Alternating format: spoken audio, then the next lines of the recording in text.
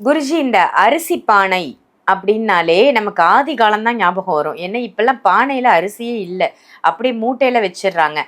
அரிசி பானையில இந்த ஒரு 3 பொருட்களை வச்சா அரிசி தட்டுப்பாடோ இல்லை உணவு தட்டுப்பாடோ இல்லை உணவிருந்து சாப்பிடாத நிலையோ இந்த மாதிரி பிரச்சனைகள் வராது அப்படின்னா எந்த பொருட்கள்? 3 வேளையில வந்து ஒரு வேளையாவது நம்ம உணவு உண்டே ஆகணும். கண்டிப்பா, இல்லைன்னா கஷ்டம். டிஃபனுக்கு நம்ம சொல்லணும், நான் இட்லி தான் சாப்பிடுவேன், இட்லியே அரிசி தான், அரிசியில தான் வருது, தோசையே அரிசி தான். சரிங்க. அப்போ அரிசின்ற விஷயம் ரொம்ப முக்கியமான ஒரு விஷயம். அதனால் அதுக்கு ரொம்ப எதுவாக இருந்தாலும் அரிசின்ற விஷயம் எல்லாமே கிடையாது. ஸோ அப்போ செல்வம் பெருகணும், வருமானம் தங்கணும், லக்ஷ்மி கலாச்சமாக இருக்கணும், வீட்டில் எப்பவுமே அடுப்பு எரிஞ்சிக்கிட்டே இருக்கணும், வீட்டில் சாப்பாடு உணவு பொருட்கள் குறையவே கூடாது, வீட்டில் மனம் நிறைஞ்சி இருக்கணும், வயிறு நிறைஞ்சி வாழணும் அப்படின்னு நீங்கள் நினச்சிங்கன்னா நீங்கள் முதல்ல தக்க வைக்கக்கூடியது அரிசின்ற ஒரு பொருளை தான். அந்த அரிசி எப்படி தக்க வைக்கணும் அது ரொம்ப ஷார்ட்டாக சொல்லிடுறேன். ஒன்றும் இல்லை, அரிசி எதில் எல்லாம் போட்டு மட்டும் நீங்கள் கரெக்டாக பண்ணி பாருங்கள். உங்கள் வீட்டில் செல்வம் பெருகும், வருமானம் பெருகும், மனக்குழப்பம் தீரும், வீட்டில் எப்போவுமே வந்து பார்த்திங்கன்னா ஒரு மங்களகரமாக எப்போவுமே சாப்பாடுக்கு எந்த குறை இல்லாமல் இருக்கும்.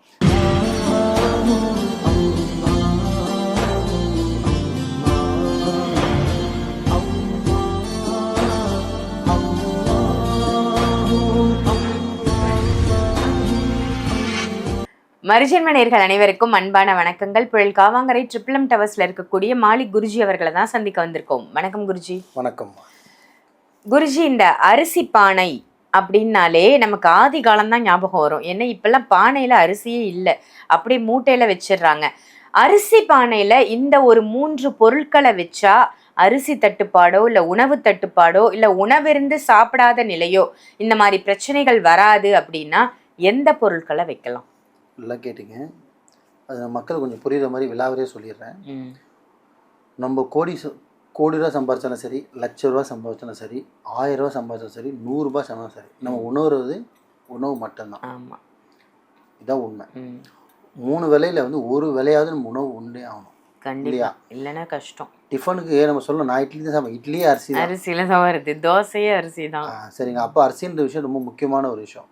அதனால் அதுக்கு ரொம்ப எதுவாக இருந்தாலும் அரிசின்ற விஷயம் எல்லாமே கிடையாது. ஸோ அப்போது வீட்டில் செல்வம் பெருகணும், வருமானம் தங்கணும், லக்ஷ்மி கலாச்சமாக இருக்கணும், வீட்டில் எப்பவுமே அடுப்பு எரிஞ்சிக்கிட்டே இருக்கணும், வீட்டில் சாப்பாடு உணவு பொருட்கள் குறையவே கூடாது, வீட்டில் மனம் நிறைஞ்சி இருக்கணும், வயிறு நிறைஞ்சி வாழணும் அப்படின்னு நீங்கள் நினச்சிங்கன்னா நீங்கள் முதல்ல தக்க வைக்கக்கூடியது அரிசின்ற ஒரு பொருளை தான். அந்த அரிசி எப்படி தக்க வைக்கணும் அது ரொம்ப ஷார்ட்டாக சொல்லிடுறேன். ஒன்றும் இல்லை, அரிசி எதில் எல்லாம் போட்டு வைக்கணும்னு பார்த்தீங்கன்னா பித்தளை அண்டா, பித்தளை டேக்ஸா மாதிரி, ஸ்டீல் அண்டா, ஸ்டீல் டேக்ஸா, இதில் எல்லாமே நீங்கள் அரிசி போட்டு வைக்கலாம்.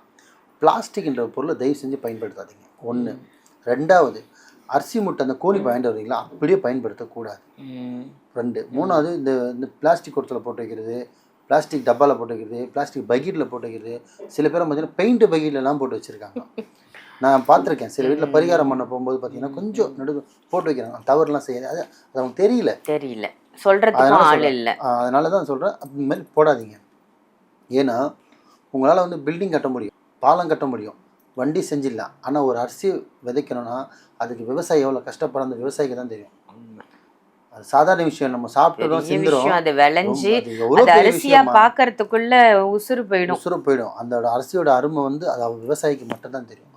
அதை நீங்களும் கொஞ்சம் புரிஞ்சு நடந்துக்கங்க. ஸோ அந்த அரிசி வந்து இம்பார்ட்டண்ட்டு. ஸோ பிளாஸ்டிக்கு, அரிசி பை இந்த மாதிரி விஷயத்தில் போடாதீங்க. பித்தளையில் யூஸ் பண்ணுங்கள், ஸ்டீல் யூஸ் பண்ணுங்கள். இல்லையா ஜாடியாக இருந்தால் ரொம்ப சூப்பர். போய் ஆதி காலத்து பீங்கா ஜாடி ஆதி காலத்தில் இருக்குது, போய் நம்மகிட்ட பெருசாக இருக்குது குருஜி, நம்ம செவலில் இருக்குது, 5 கிலோ தான் போட முடியும், போடுங்க, தப்பு இல்லை, ரொம்ப பயன்படுத்தும். அது போகிறதுக்கு முன்னாடி என்ன பண்ணணும்னு பார்த்தீங்கன்னா நீங்கள் அரிசி வந்து குறையாமல் முதல்ல பார்த்துக்கணும். எப்போவுமே கம்பல்சரி அரிசி நீங்கள் மாற்றும் போது ஒரு மாதம் அரிசி யூஸ் பண்ணிங்க, அடுத்த மாதம் வாங்கி போட்டிங்கன்னா ஒரு 2 கிலோ 3 கிலோ அரிசியாவது உங்கள்கிட்ட அந்த டப்பாவில் இருக்கணும், அந்த பாத்திரத்தில் இருக்கணும். அதுக்குள்ளே அடி தொடச்சி வாரி சமைச்சிட்டு 2 நாளுக்கு அரிசி கொட்டக்கூடாது. கொஞ்சம் குறையும் போதே நம்ம ஃபில் பண்ணிக்கணும். இதை மட்டும் நீங்கள் ஃபாலோ பண்ணிங்கன்னா அப்போ என்ன, அவன் காசு குறையும் போதே உங்களுக்கு காசு வர ஆரம்பிச்சிடும். இதுதான் கான்செப்ட், இதுதான் இயற்கை இழுப்புன்னு சொல்லுவாங்க. குறையும் போதே இங்கே நிறைஞ்சிரும். சரிங்களா? அதே மாதிரி தான் சுத்தமாக குறைய விடாதீங்க. முடிஞ்ச அளவுக்கு கரெக்டாக சமைச்சு கரெக்டாக பண்ணுங்கள், வேஸ்ட்டு பண்ணாதீங்க. இது 1. 2வது ஒன்று, அதில் என்ன போடணுன்னு பார்த்தீங்கன்னா 3 பொருள் போடணும். அரிசி மாற்றுறதுக்கு முன்னாடி கீழே வைக்கக்கூடிய பொருள் 3 பொருள். 1 நட்சத்திர சோம்புன்னு சொல்லுவாங்க. இது பிரியாணிக்கு பயன்படுத்துகிற ஒரு பொருள் யூஸ் பண்ணுவாங்க. பிரியாணிக்கு சொன்னா நம்மளுக்கு தெரியும், அதனால் அப்படி சொல்கிறேன். அது நட்சத்திர சோம்பு ஒன்று வச்சுக்கலாம். கொஞ்சம் நிறைய 1 கிலோ 1/2 கிலோ இல்லை, சும்மா கொஞ்சம் போட்டுருங்க. 2வது மஞ்சக்கிழங்கு சின்ன சைஸாக கிழங்கு சின்ன வாங்கி அது போடுங்க. 2வது என்ன பண்ணிங்கன்னா 5 ரூபா காயின் நாணயம், 5 ரூபா காயின் இருக்கு இல்லையா, அது ஒன்றும் போடலாம், இல்லை உங்களுக்கு 45 அதான் ஐ மீன் 9 காயினும் போடலாம். போட்டு ஃபஸ்ட்டு வாஷ் பண்ணிவிட்டு இந்த 3மே நான் சொன்ன மாதிரி வாஷ் பண்ணிட்டு அதில் நீங்கள் போட்டுருங்க. இது எல்லாமே அதில் போட்டு வச்சுட்டு அதுக்கு மேலே தான் நீங்கள் அரிசி போடணும். உங்கள் கெஸ்ட்டோ விருந்தாளி யார் வந்து அரிசி எடுத்தாலுமே மேலே தான் எடுப்பாங்க, தவிர அடியில் இருக்கிற அரிசி எடுக்க மாட்டாங்க.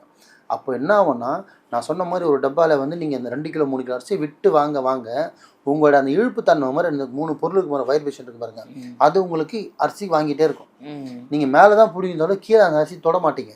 அப்போ உங்கள் வீட்டில் அரிசி வருதுன்னா வருமானம் பெருகுது, லக்ஷ்மி வருது, பர்க்கத்து வருதுன்னு அர்த்தம். இதை மட்டும் ஃபாலோ பண்ணுங்க.